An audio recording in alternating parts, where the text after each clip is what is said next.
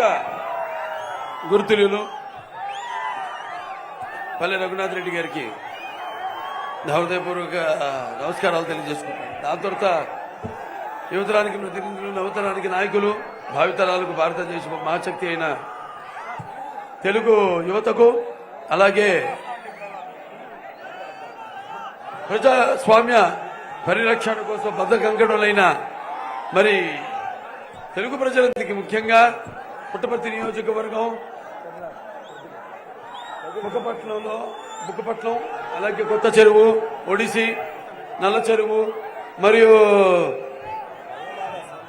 నల్లబాడ, అమడకూరు అన్ని మండలాల్లో నుంచి తరలి వచ్చిన అంటే భావస్తురాణి జన్మాంతర సహృదాన్ని అన్నాడు మహాకవి కాళిదాసు. అంటే పోయినసారి జన్మలో ఆ వాసనతో ఈ జన్మలో ఏ ఒక్కరిని ఇద్దరినో మనం పొందగలుగుతాం. కానీ ఇన్ని వేల కోట్ల మందిని ఒక కుటుంబంలో కలిపిన నాకు జన్మనిచ్చిన, నాకు ఇంత ధన్యమైన జన్మనిచ్చి నన్ను మీ అందరి గుండెల్లో ఆయన ప్రతిరూపంగా నిలిపిన విశ్వవిఖ్యాత నట సార్వభౌమ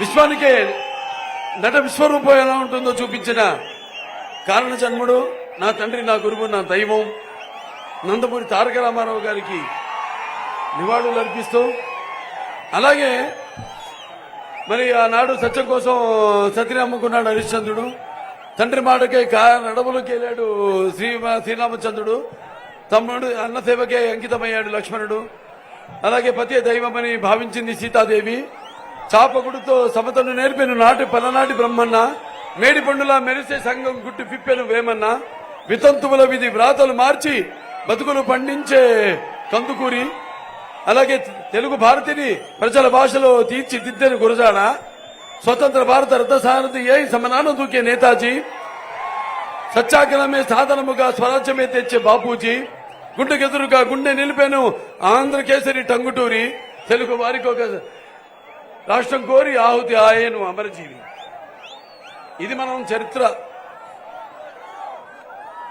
ఇప్పుడున్న వాళ్ళలో చాలా మంది చూసుంటారు, కుర్రాళ్ళు ఉన్నారు ఇప్పుడు ఇక్కడ, మీరంతా నేర్చుకోవాలి, తెలుసుకోవాలి.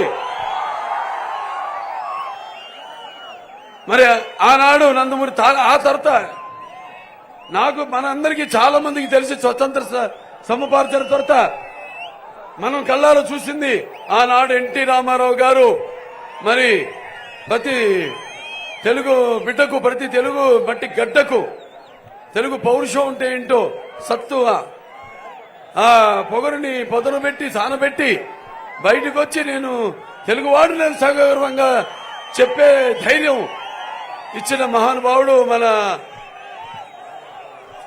తెలుగు ఆరాధ్య దైవం నందమూరి తారక రామారావు గారు.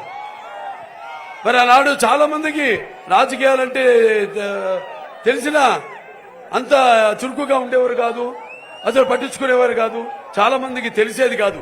అటువంటి నందమూరి తారక రామారావు గారు రాజకీయాల్లోకి వచ్చాక మరి ప్రతి ఒక్కడికి కూడా ఒక రాజకీయ చైతన్యం తీసుకొచ్చిన మహానుభావుడు నందమూరి తారక రామారావు గారు. మరి ఎంత ఆ తర్వాత తెలుగుదేశం పార్టీ ఎప్పుడు ఏ క్లిష్ట పరిస్థితుల్లో ఉన్నా కూడా ఆదుకునే సమాజమే దేవాలయం, ప్రజల దేవుళ్ళు, నేను దాంట్లో అర్చకుణ్ణి అని ప్రజల చేత దేవుడుగా కీర్తించబడ్డ ఆయనే సమాజమే దేవాలయం, ప్రజల దేవుళ్ళు, అందులో ఒక అని చాటి చెప్పిన మహానుభావుడు నందమూరి తారక రామారావు గారు. ఎందుకు చెప్పాల్సి వస్తుందంటే, ముందు ఇక్కడ కొత్త చెరువు ఆనాడు ప్రజాస్వామ్యం కూని చేయబడుతుంటే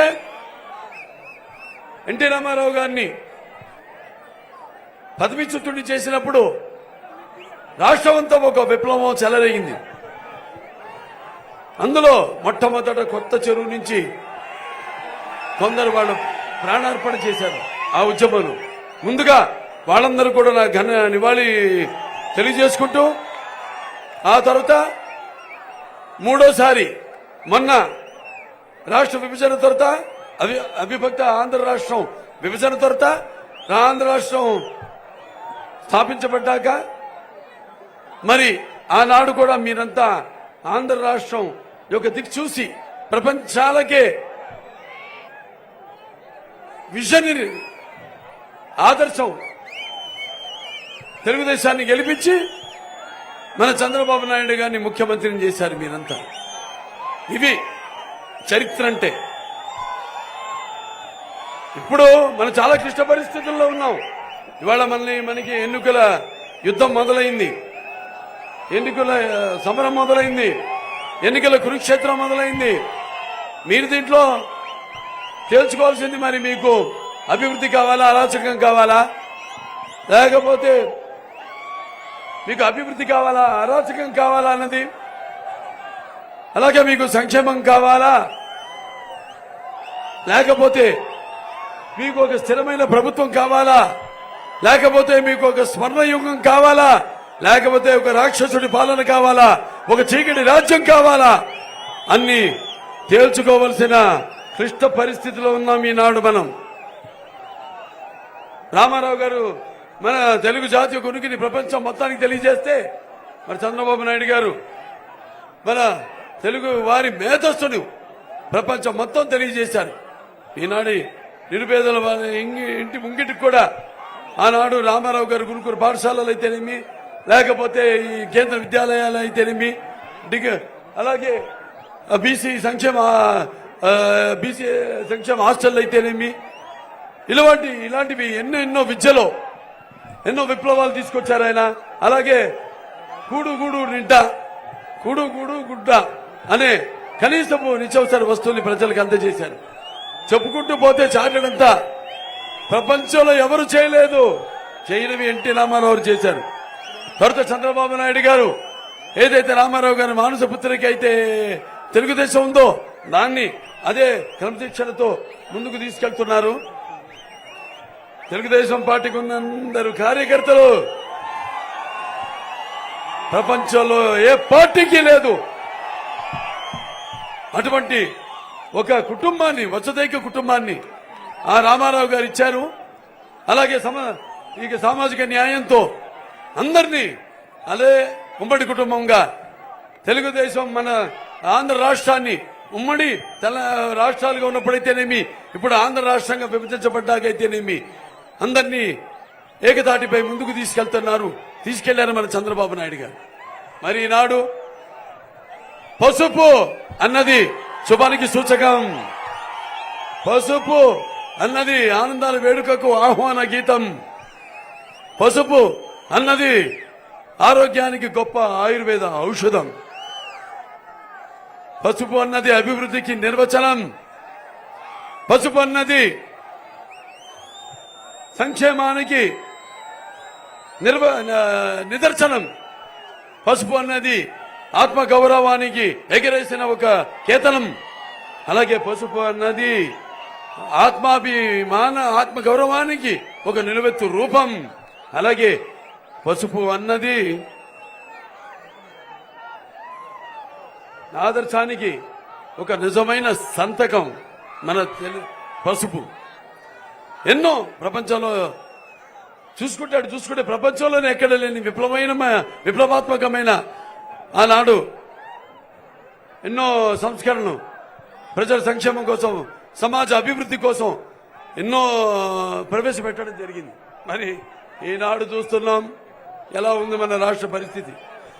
ప్రపంచ పటంలోనే ప్రథమ స్థానంలో ఉన్న మన ఆంధ్ర రాష్ట్రం. అంటే ఆంధ్ర రాష్ట్రం ఏర్పడ్డాక ఏదైతే 15,000 లక్షల కోట్ల రూపాయలు బడ్జెట్ లోటుతో రూపుదిద్దుకుందో, మరి దాన్ని పూడ్చి మన పక్క రాష్ట్రం తెలంగాణతో ధీటుగా తలసరి ఆదాయాన్ని పెంచి మరి మన రాష్ట్రానికి ఒక దిక్సూచిగా నిలిచాడు మన చంద్రబాబు నాయుడు గారు. మరి ఈనాడు ఒక్క అవకాశం అని ఆనాడు ఆ ఒక్క అవకాశం ఏమిటో ఆ భ్రమలో పడిపోయారు మీరు అంతా. ఆ ఒక్క అవకాశం ఏమీ లేదు. ఒకటేమో కోడికత్తి, రెండోదేమో వాళ్ళ బాబాయిని హత్య చేసి వివేకానంద రెడ్డి గారిని అధికారంలోకి వచ్చిన జగన్. ఏం చెప్పాలి దాని గురించి? సిద్ధం అంటాడు. దేనికి సిద్ధం? మీరే ఆలోచించండి. తల్లిని చెల్లిని ఇంటి నుంచి తరిమేశాడు.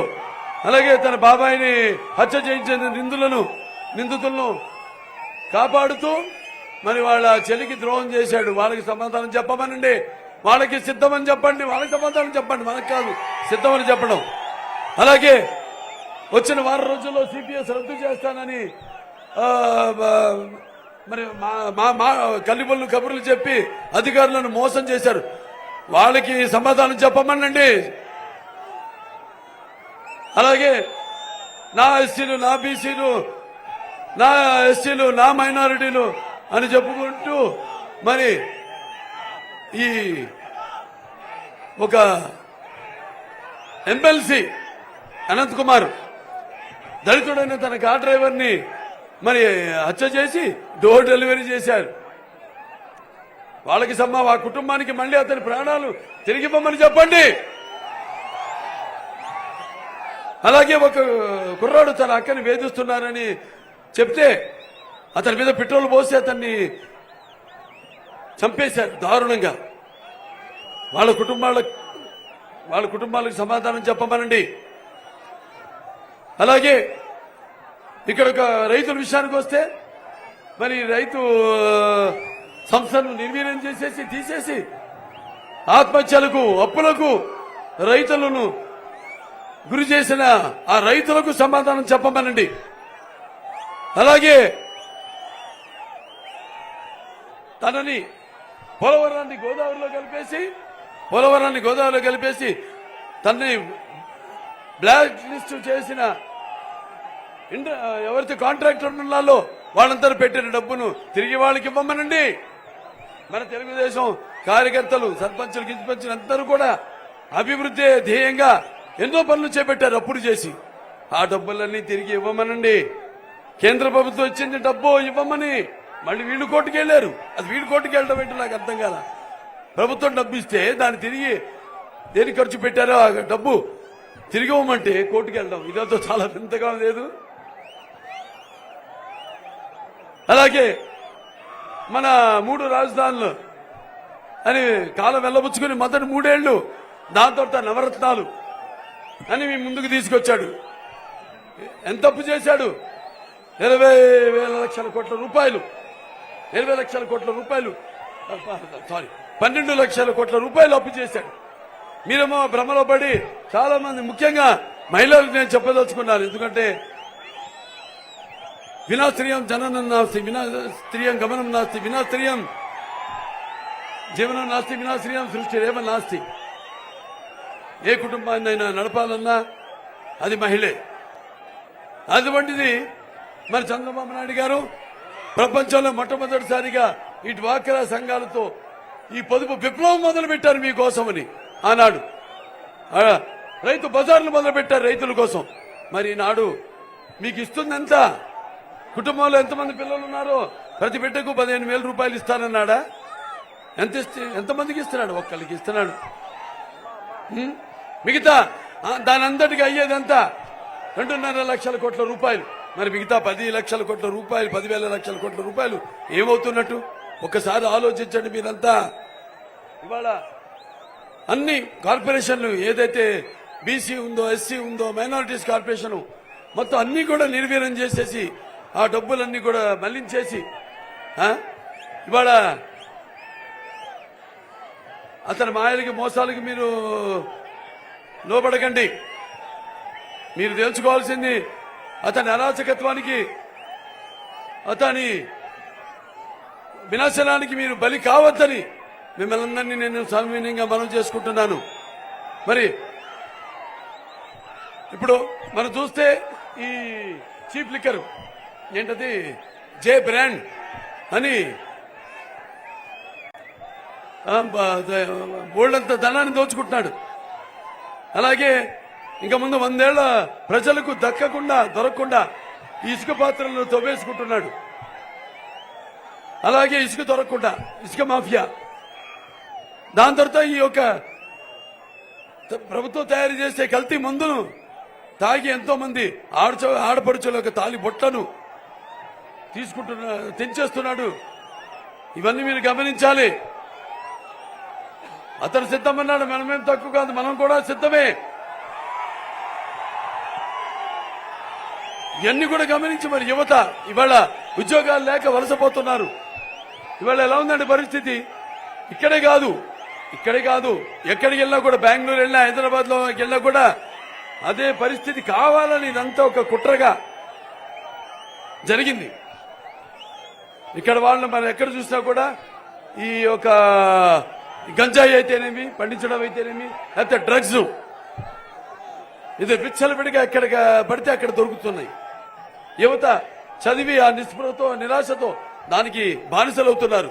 ఇవాళ ఎవరు ప్రశ్నించకూడదు, వేలెత్తి ఎవరు చూపకూడదు, అడగకూడదు అని, జవాబుదారీ ప్రభుత్వం కాకూడదు మేము అన్న ఉద్దేశంతోనే ఇవన్నీ చేస్తున్నాడని మీరందరూ గమనించాలి.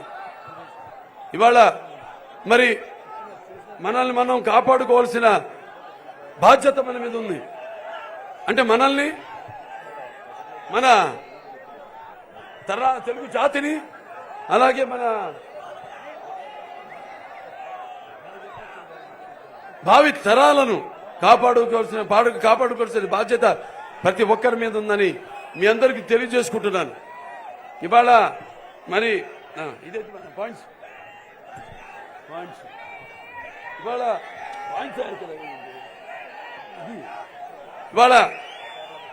అనంతపురం జిల్లా పుట్టపర్తి నియోజకవర్గం అభివృద్ధిలో పరుగులు పెట్టించింది తెలుగుదేశమే. జిల్లాలో 1,30,000 మంది రైతులకు 90% సబ్సిడీ ఇచ్చి, ఇన్పుట్ సబ్సిడీతో డ్రిప్ ఇరిగేషన్ పరికరాలు అందజేయడం జరిగింది. అలాగే హార్టికల్చర్ హబ్ గా అనంతపురం జిల్లాను అభివృద్ధి చేసింది తెలుగుదేశం. అరటి రైతుల ఆదాయం రెట్టింపు చేశాం, ఇన్పుట్ సబ్సిడీ అందజేశాం, రోడ్లు, బ్రిడ్జులు, అలాగే సాగు నీటి ప్రాజెక్టులను చేపట్టింది మన తెలుగుదేశం ప్రభుత్వం. పుట్టపర్తి నియోజకవర్గ ప్రశాంతతకు నేనే, ఇక్కడ ప్రజలు సౌమ్యులు. అలాగే భగవాన్ సత్సాయ నడియాడిన భూమి ఈ పుట్టపర్తి. ఆనాడు పల్లె రఘునాథ్ రెడ్డి గారి నాయకత్వంలో 2,772 కోట్లతో అనేక అభివృద్ధి కార్యక్రమాలు చేశాం. అలాగే R&B రోడ్ల కోసం 204 కోట్ల రూపాయలు, అలాగే పంచాయతీ రోడ్ల కోసం 150 కోట్లు ఖర్చు పెట్టి 100 కిలోమీటర్ల సీసీ రోడ్లు వేశాం. అలాగే 1,214 టిడ్కో ఇళ్లు కట్టాం, తాగునీటి పథకాలు కట్టాం, శ్మశానాలకి ప్రహరీలు కట్టాం. ఇటువంటి ఎన్నో కార్యక్రమాలు చేపట్టాం. అలాగే ఇక్కడ వాళ్ళ ఎమ్మెల్యే ఉన్నాడు, ఆయన శ్రీధర్ రెడ్డి. ఆయన చేసింది ఏమిటి? ఏమి లేదు, ఏం చేయని పాపానికి పోయాడు. ఆయన పాలిచ్చే ఆవును కాదని తన్నే దున్నపోతు లాంటి శ్రీధర్ రెడ్డిని ఎమ్మెల్యేగా గెలిపించుకున్నారు మీరు. ఈ ఎమ్మెల్యే బ్యాంకులకే టోపీ పెట్టి 1,974 కోట్లు ఎగ్గొట్టాడు. ప్రజలకు తాగునీరు లేక అవస్థలు పడుతుంటే తాగునీటి పైపు లైన్లను అనధికారంగా తన పొలాలకు మళ్లించుకున్న దుర్మార్గుడు ఎమ్మెల్యే శ్రీధర్ రెడ్డి. నల్లమడ మండలం, అలాగే నెలసింగరాయలపల్లిలో సత్యసాయి వాటర్ సప్లైకి సంబంధించిన పైప్ లైన్ నీటిని తన పొలాలకు మళ్లించుకున్నాడు. తాగునీరు అందడం లేదని ఎగువ గ్రామస్తులు ఫిర్యాదులతో అధికారులు పైపు లైన్ తొలగిస్తే వారిపై దాడికి ప్రయత్నించాడు. బూతులు తిడుతూ రెచ్చిపోయాడు. నా తోటకు ఏర్పాటు చేసిన పైప్ లైన్ తీసేంత దమ్ము ఎవడికొచ్చిందంటూ బెదిరింపులకు దిగాడు. మట్టి నమ్ముకుంటాడు, భూముల్ని కబ్జా చేస్తాడు. ఎవరైనా లేఅవుట్ వేయాలంటే కప్పం కట్టాల్సిందే. కనీస కరువు సాయం కూడా అందించకుండా రైతుల్ని నట్టేట ముంచాడు. అక్కడ జగన్ రెడ్డి పాదయాత్ర అనేక హామీలు ఇచ్చాడు. పుట్టపర్తిని ఆధ్యాత్మిక కేంద్రంగా మారుస్తానన్నాడు. భూగర్భ డ్రైనేజ్ ఏర్పాటు చేస్తామన్నాడు. మారళ్ల రిజర్వాయర్ కాలువను తవ్వుతామన్నాడు. ఒక్క హామీ అయినా పూర్తి చేశాడా? ఒక్కటైనా అమలు చేశాడా?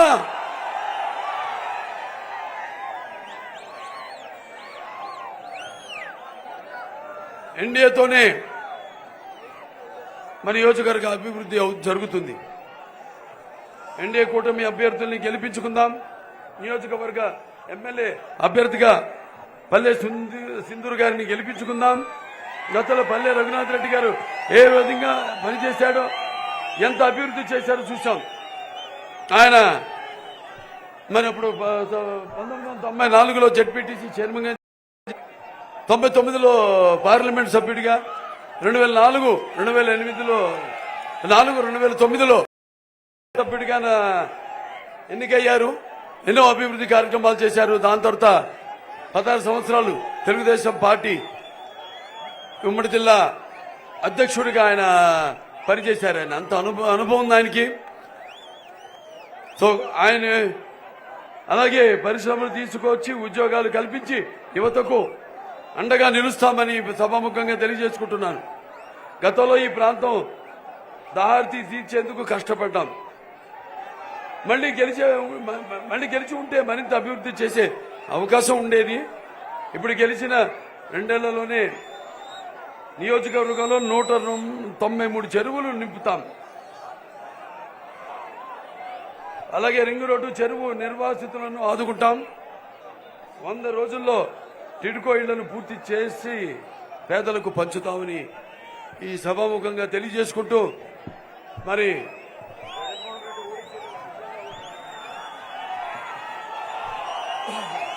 సిద్ధంగా ఉన్నారుగా? మీరంతా సిద్ధంగా ఉన్నారా లేదా? మరి ఇవాళ మొత్తం అందరు కూటమి, మన తెలుగుదేశం అయితే, జనసేన, బీజేపీ అంతా కలిశాము. ఇదొక నిప్పుల ఉప్పెన, ఇదొక అగ్నిపర్వతం, ఇదొక పాశుపతాస్త్రం. ఈ కలయిక దీవించండి అందరినీ. ఈ కూటమి అభ్యర్థులందరినీ కూడా గెలిపించమని మనస్ఫూర్తిగా కోరుకుంటూ, మీకు మరి ప్రజాస్వామ్యంలో ఈనాడు మీకున్న ఆయుధం ఓటు. ఆ ఓటుని సరిగ్గా వినియోగించుకుని మీ ఉద్దేశాలను ప్రతిబింబింపచేసే మీ యొక్క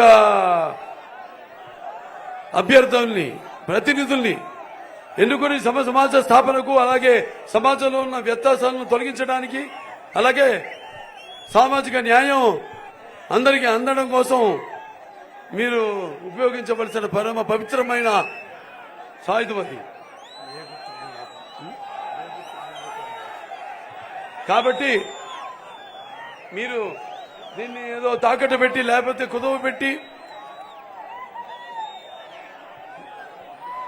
దీన్ని అపాస్యపాలు చేశారంటే అది మీ ఓటుకి అన్యాయం చేసినట్టు అవుతుంది, మీ భవిష్యత్తుకు అన్యాయం చేసినట్టు అవుతుంది, ప్రజాస్వామ్యాన్ని కూరీ చేసినట్టు అవుతుంది అని మీ అందరూ తెలియజేసుకుంటూ, మీరంతా కూడా రేపు జరగనున్న ఎన్నికల్లో మరి మీరు ఈ జగన్కి మరి తన అణువు తన నరం తన ప్రతి రక్తపు బొట్టువు అపజయాన్ని తెలియపరిచేలా మరి పట్టి ఓటుతో అతనికి అపజయం అన్న రుచి ఎలా ఉంటుందో చూపించాలని మీ అందరికి తెలియజేసుకుంటున్నాను. ఇది ప్రతి తెలుగువాడి గుండె మంట. అతనికి బుద్ధి చెప్పి ఇంటి తరిమే వరకు ఈ మంట చల్లారకూడదని మీ అందరికి తెలియజేసుకుంటున్నాను. ఇది ప్రతి తెలుగువాడి పౌరుషం. అతని ఇంటికి పంపించేదాకా ఈ రోషం నిద్ర పోకూడదని మీ అందరికీ తెలియజేసుకుంటున్నాను. అందుకే గతం మళ్ళీ యువతకంతా గుర్తు చేయాల్సి వచ్చింది. పెడదారిన పడకుండా మీరంతగా యువతరానికి ప్రతినిధులు, నవతరానికి నాయకులు, భావితరానికి భారతదేశపు మహాశక్తి. మనకున్నంత యువశక్తి ఇంకా ఏ ప్రపంచానికి లేదు. కాబట్టి మీరంతా కూడా వాడు చూస్తే దేశం బతుకుతాందంటే యువత వల్ల బతుకుతాంది, రైతు వల్ల బతుకుతాంది.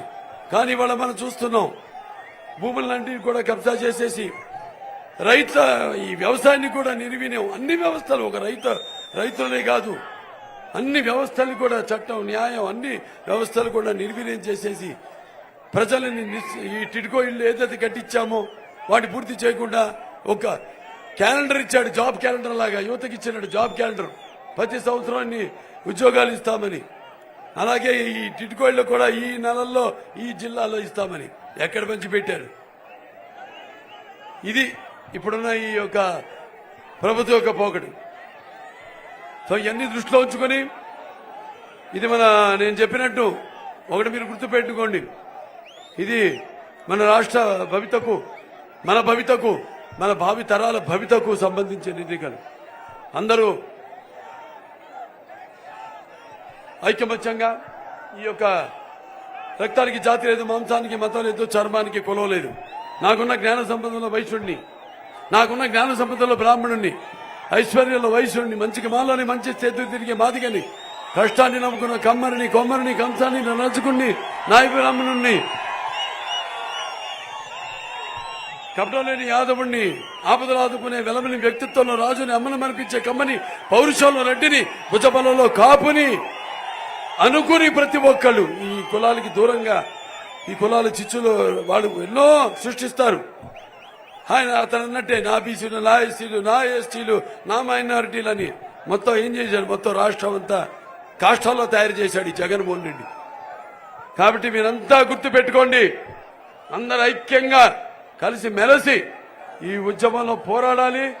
మళ్ళీ మన గత చరిత్రను ఏదైతే నేను చెప్పానో దాన్ని నెమరేసుకొని ఏదైతే మన కళ్ళ ముందు జరిగిందో దాన్ని మనం ఇప్పుడు మళ్ళీ కళ్ళ ముందు చూస్తున్నట్టే మనం కూడా దీంట్లో భాగం పంచుకోవాలి. ఈ ప్రజాస్వామ్య పరిరక్షణలో, ఈ రాష్ట్రంలో ఈ నియంతృత్వానికి ఒక అంతం పలకాలి. మీరు ప్రతి ఒక్కరు మీ ఓటని ఆయుధంతో తెలియజేసుకుంటూ మరి మీ ఓటు గుర్తు ఏది? మీ ఓటు గుర్తు ఏది? మీ ఓటు గుర్తు ఏది? ఇప్పుడు వీళ్ళకి అక్కడ కదిరిలో మొదలుపెట్టా ఈరోజు లక్ష్మీనరసింహస్వామి నా ఇష్టదైవం, ఆయన దర్శించుకుని, అలాగే అక్కడ మన ముస్లిం మైనారిటీల దర్గాని దర్శనం చేసుకుని అక్కడి నుంచి నా ప్రయాణం మొదలుపెట్టాను. ఈరోజు నా ప్రచార ప్రస్థానం అక్కడి నుంచి ఇక్కడికి వచ్చేసరికి కదిరి నుంచి ఇక్కడ కొత్త చెరువుకి వచ్చేసరికి వైకాపా వాళ్ళకి ఒడుకు పుట్టింది. మొత్తం విద్యుత్ ఎక్కడికక్కడ నిలిపేస్తున్నారు వాళ్ళు.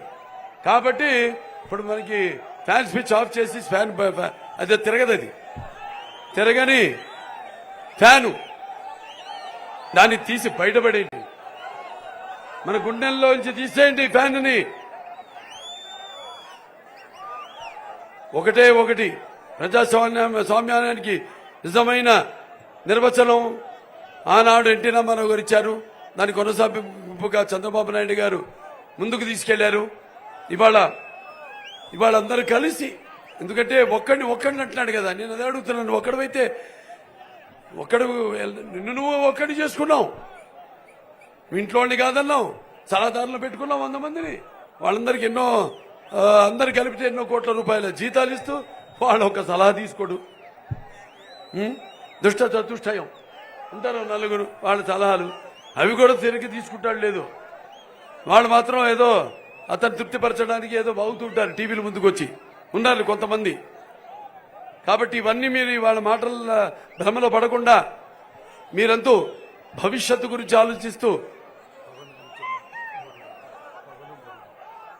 అలాగే మన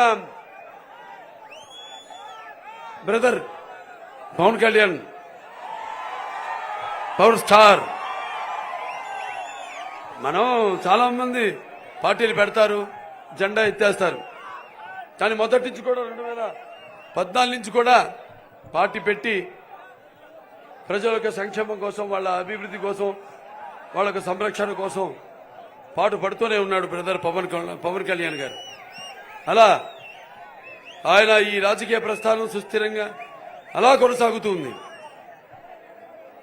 కాబట్టి ఆయన కూటమిలో భాగం కావడం, అలాగే బీజేపీ మోడీ గారు మనకి ఇక భవిష్యత్తులో మనకు రావాల్సి ఏదైతే కొన్ని చట్టబద్ధంగా మనం చేయాల్సి ఉన్నవో, ఇప్పుడు ముస్లిమ్స్ ఉంది, రిజర్వేషన్ ఉంది, 4% ఉద్యోగాల్లో చదువులు అయితేనేమి, దానికి చట్టబద్ధత కల్పించడం కోసం అయితేనేమి, ముస్లింల యొక్క వాళ్ళ ఒక అన్ని విధాలుగా వాళ్ళ అన్ని అవసరాలను పరిరక్షించుకుంటూ వాళ్ళ అవసరాలను తీర్చుకోవడానికైతేనేమి, మన దగ్గర అందరూ ఒక వైసదైక్య కుటుంబంగా ఇక్కడ నేను చెప్పినట్టు అందరూ కలిసి ఉన్నాం.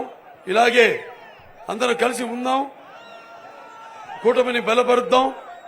అలాగే మన అవసరాలను, రాష్ట్రానికి కావలసిన ప్రాజెక్టులు అయితేనేమి, అయితే సెంట్రల్ గవర్నమెంట్ యొక్క సహాయ సహకారాలతో ఏవైతే పథకాలు ఉన్నాయో, ఎన్ఆర్ఈజీఎస్ ఇవన్నీ అటువంటి అన్ని కూడా మనం రాబట్టుకోవడానికి మోడీ గారు కూడా చాలా దృఢ సంకల్పంతో ఉన్నారు. రాష్ట్రాన్ని ముందుకు తీసుకెళ్లాలని, అభివృద్ధి చేయాలని. కాబట్టి ఈ యొక్క కూటమిని ఆశీర్వదించవలసిందిగా మనస్ఫూర్తిగా కోరుకుంటూ, ఇక్కడ మన తెలుగుదేశం అభ్యర్థి అయిన సింధూరు గారిని గెలిపించవలసిందిగా, అలాగే ఎక్కడెక్కడైతే తెలుగుదేశం అభ్యర్థులు ఉన్నారో, కూటమి అభ్యర్థులు ఉన్నారో వాళ్ళందరినీ కూడా వాళ్ళ పార్టీ గుర్తుకి మీరు ఓట్లు వేసి, సైకిల్ అక్కడ గ్లాస్ గుర్తు అయితేనేమి, లేకపోతే అక్కడ పుష్పం కమలం గుర్తుకైతేనేమి మీ ఓట్లేసి ఈ కూటమిని ఆశీర్వదించవలసిందిగా, గెలిపించవలసిందిగా కోరుకుంటూ నేను సెలవు తీసుకుంటున్నాను.